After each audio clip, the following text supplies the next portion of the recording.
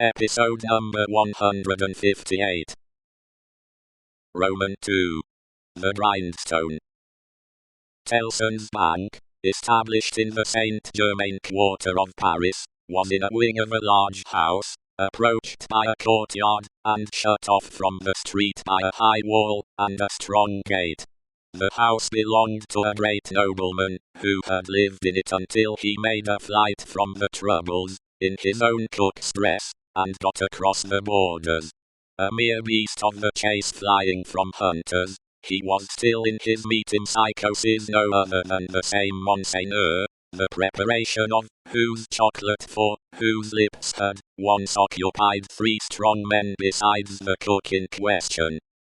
Monseigneur gone, and the 3 strong men absolving themselves from the sin of having drawn his high wages, by being more than ready and willing to cut his throat on the altar of the dawning republic, one and indivisible, of liberty, equality, fraternity, or death. Monseigneur's house had been first sequestrated, and then confiscated.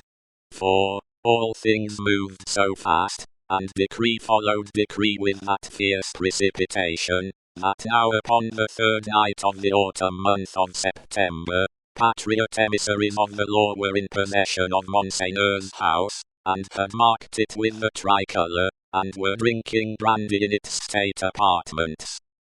A place of business in London, like Tellson's place of business in Paris, would soon have driven the house out of its mind, and into the Gazette. For what would staid British responsibility and respectability have said to orange trees in boxes in a bank courtyard, and even to a Cupid over the counter? Yet such things were. Tellson's had whitewashed the Cupid, but he was still to be seen on the ceiling, in the coolest linen, aiming, as he very often does, at money from morning to night. Bankruptcy must inevitably have come of this young pagan, in Lombard Street, London, and also of a curtained alcove in the rear of the immortal boy, and also of a looking-glass let into the wall, and also of clerks not at all old, who danced in public on the slightest provocation.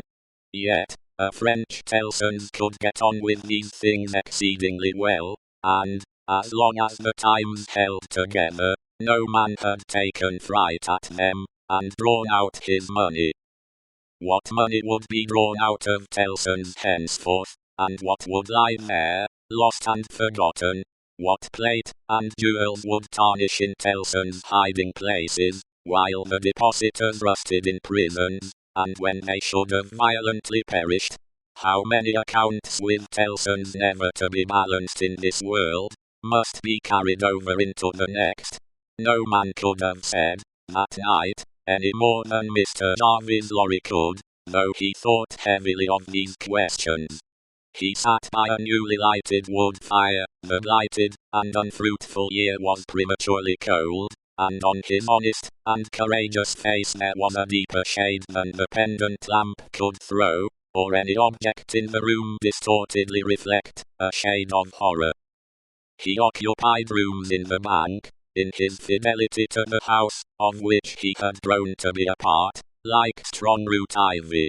It chanced that they derived a kind of security from the patriotic occupation of the main building, but the true-hearted old gentleman never calculated about that. All such circumstances were indifferent to him, so that he did his duty. On the opposite side of the courtyard, under a colonnade, was extensive standing for carriages, where, indeed, some carriages of Monseigneur yet stood. Against 2 of the pillars were fastened 2 great flaring flambeaux, and in the light of these, standing out in the open air, was a large grindstone, a roughly mounted thing, which appeared to have hurriedly been brought there from some neighbouring smithy, or other workshop. Rising and looking out of window at these harmless objects, Mr. Lorry shivered, and retired to his seat by the fire.